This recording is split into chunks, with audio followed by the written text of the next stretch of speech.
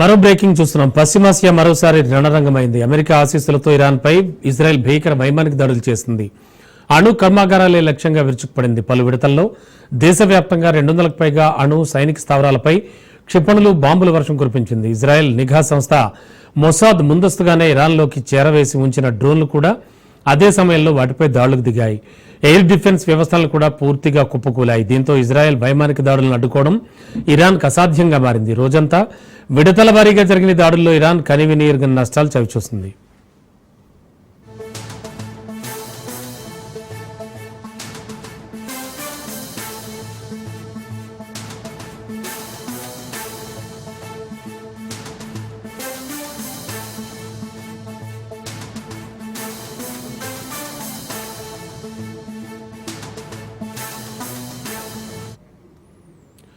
Army chief సహా తమ వారి మృతిని ఇరాన్ సుప్రీం నేత అయతుల్లా అలీ ఖొమేనీ ధృవీకరించారు. భారీ స్థాయిలో ప్రతీకారం తీర్చుకుంటామని ప్రతిజ్ఞ చేశారు. కాసేపటికి ఇజ్రాయెల్లోని ఇరాన్పై 100కు పైగా డ్రోన్లతో దాడికి దిగింది. క్షిపణులు కూడా ప్రయోగించింది. 1980లో ఇరాక్తో యుద్ధం తర్వాత ఇరాన్పై జరిగిన అతి పెద్ద దాడి ఇదే. ప్రాంతీయ ప్రత్యర్థుల పోరు యుద్ధానికి దారితీసేలా కనిపిస్తోంది.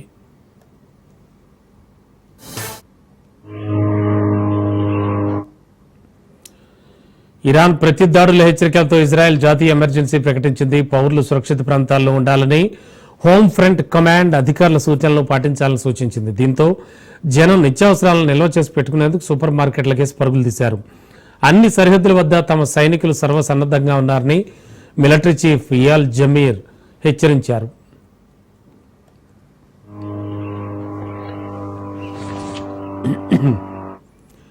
ఇదే అంశానికి సంబంధించి లేటెస్ట్ ఇన్ఫో అందించడానికి మా కరెస్పాండెంట్ మహేందర్ సిద్ధంగా ఉన్నారు.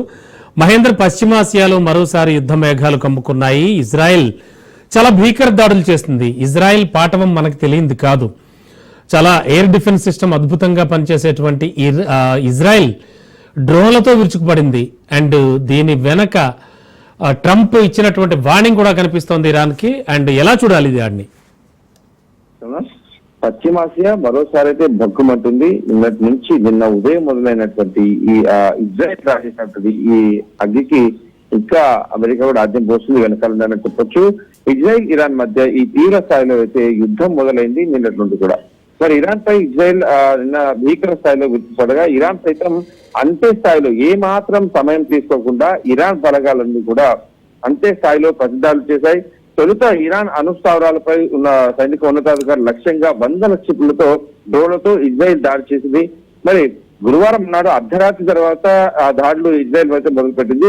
శుక్రవారం సాయంత్రం కూడా కొనసాగిన పరిస్థితి కనిపిస్తుంది. మరి ఈ భీకర పోరులో కీలకమైన మిలిటరీ నాయకత్వాన్ని, అణుశాస్త్రవేత్తలను ఇరాన్ కోల్పోవడం, మరి ఆ దేశ అణు కేంద్రాల్లోని మౌలిక వస్తువులు తీవ్రంగా దెబ్బతిన్నట్టు కూడా ఇరాన్ ప్రకటించింది. ఇజ్రాయెల్ దాడుల్లో దాదాపు 78 మంది ఇరాన్ పౌరులు మృతి చెందినట్టు, 329 మంది గాయపడ్డట్టు కూడా సమాచారం తెలుస్తుంది. 2 ఇజ్రాయెల్ యుద్ధ విమానాలు కూల్చినట్లు ఇరాన్ ప్రకటించింది. అయితే దీన్ని టెల్ అవీవ్ వర్గాలు కూడా తోసిపుచ్చినట్టు పరిస్థితి కనిపించింది. ప్రతీకార దాడులకు దిగినట్టు ఇరాన్ తొలుత భారీ సంఖ్యలో డ్రోన్లను ఇజ్రాయెల్ పై పంపింది. ఆ తర్వాత నేను రాత్రి నుంచి 100ల సంఖ్యలో క్షిపణులు కూడా ప్రయోగించి దీంతో టెల్ అవీవ్, జెరూసలంలో కూడా పలు చోట్ల పేలుళ్లు జరిగాయి. 10ల సంఖ్యలో ఇజ్రాయెల్ గాయపడ్డారు. పలు భవంతులు దెబ్బతిన్నాయి. ఈ టెల్ అవీవ్లోని ఇజ్రాయెల్ రక్షణ శాఖ ప్రధాన కార్యాలయం వద్ద పేలుళ్లు సంబంధించినట్టు కూడా స్థానిక మీడియా కూడా వెల్లడించడం జరిగింది. మరి ఇంకా ఇరాన్ ఎదురుదాడిలో నష్టం వివరాలను ఇజ్రాయెల్ అధికారికంగా ఇక ప్రకటించలేదు. దేశం మాత్రం అత్యధిక పరిస్థితి అయితే విజరించింది. దేశవ్యాప్తంగా సైన్యాన్ని అప్రమత్తం చేసింది. ఇజ్రాయెల్ దాడులపై Iran supreme leader Ayatollah Ali Khamenei కూడా మండిపడ్డారు. శిక్ష తీవ్రంగా ఉంటుంది. ఇజ్రాయెల్ పై హుక్కు ఉగ్గరించారు ఆయన. జాతిని ఉద్దేశించి ప్రసంగించిన ఆయన ఒక వీడియో సందేశాన్ని కూడా తెలిపారు. మరోవైపు ఎప్పటికైనా తమతో అణు ఒప్పందం కుదుర్చుకోవాలంటూ అమెరికా అధ్యక్షుడు ట్రంప్ ఇరాన్ ను కూడా సూచించారు.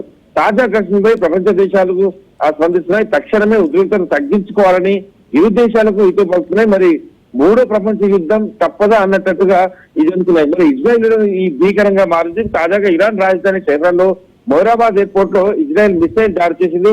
భారీ స్థాయిలో మంటలు కూడా ఎగిసిపడి ఎయిర్పోర్ట్ పూర్తిగా తగలబడిపోయింది. ఇందుకు సంబంధించిన వీడియో కూడా ఒకటి కనిపిస్తుంది.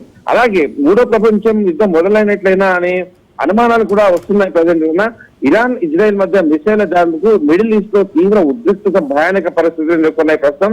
మరి ఈ పరిణామాలు చూస్తుంటే మూడో ప్రపంచ యుద్ధం మొదలైపోయిందని అంతర్జాతీయ నిపుణులు కూడా పేర్కొంటున్నారు.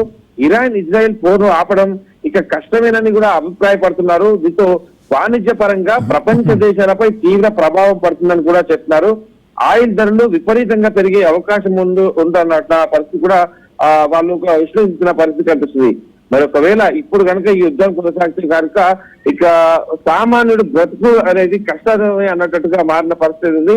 మరి ఇరాన్ కు ఇప్పటికీ అమెరికా పెద్దన్న స్థానంలో ఉంటూ తామే అన్ని ఆపుతాం, తామే అన్ని చేస్తామంటూ వెనకాలండి యుద్ధం చేయించేటువంటి అమెరికా, ఆ ట్రంప్ కూడా తన రీతిలో మాట్లాడడం, తమతో అనుభవం కుదుర్చుకొని కుంటేనే ఇరాన్ పై ఇజ్రాయెల్ దాడులు సరైనవి. తను మొదటి నుంచి కూడా ఇరాన్ పై ఇజ్రాయెల్ చేసిన దాడులు సరైనవే.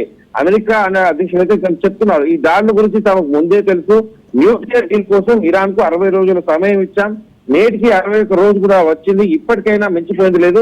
డీల్ పై సంతకం చేయండి, లేదంటే ఇజ్రాయెల్ చేతిలో ఇరాన్ నాశనం కావడం ఖాయం అన్నట్టుగా ఆయన పేర్కొన్నారు. అంటే మేము ప్రత్యక్షంగా యుద్ధం చేయట్లేదు, కానీ ఈ యుద్ధం గురించి మాకు తెలుసు అనేటట్టుగా ఇండైరెక్ట్ గా ఇరాన్ కి ఆయన వార్నింగ్ ఇస్తూనే ఈ రకంగా ఆయన మాట్లాడడం జరిగింది. మరి ఇప్పటికైతే ఇజ్రాయెల్ దాడుల్లో తమ ప్రమేయం లేదని చెప్తూనే అమెరికా ఆ దేశం సాయం చేస్తున్నట్టు తెలుస్తుంది. ఇజ్రాయెల్ పైకి ఇరాన్ ప్రయోగిస్తున్న డ్రోన్లు మిసైళ్లు కూర్చడంలో యుఎస్ మిలిటరీ ప్రత్యక్షంగా సాయం చేస్తున్నట్టు కూడా. Thank you.